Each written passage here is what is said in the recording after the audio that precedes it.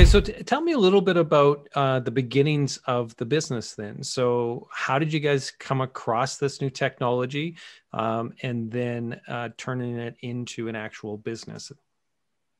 Yeah, so one of my business partners, Braden, actually met the inventor, Doug Olson of Edmonton, just as a random happening.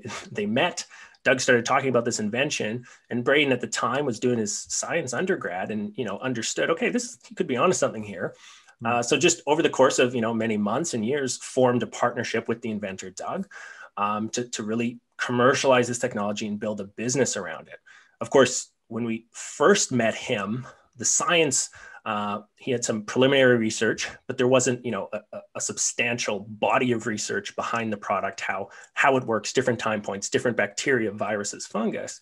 So part of what we had to do early on was actually develop a research program completely around the product to hit, all those different categories, bacteria, fungus, virus, different time points, all these other things.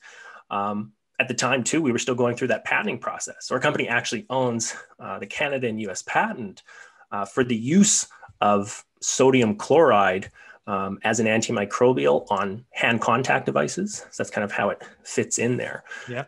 And so not only doing the science, the intellectual property, but then, and that's pretty much where we are now, is getting into that commercialization stage where we need to develop these products for actual use in everyday environments.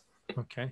And so this started a few years ago. Like, give me a little bit of a timeline as to the start of this, I guess, first introduction to the point where you guys formed a partnership and have gone through now the research and efficacy of it.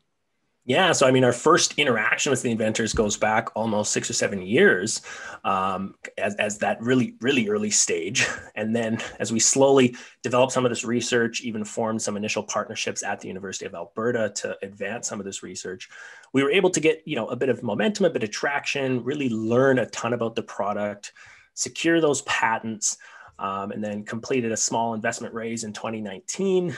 And then, of course, here we are in 2020.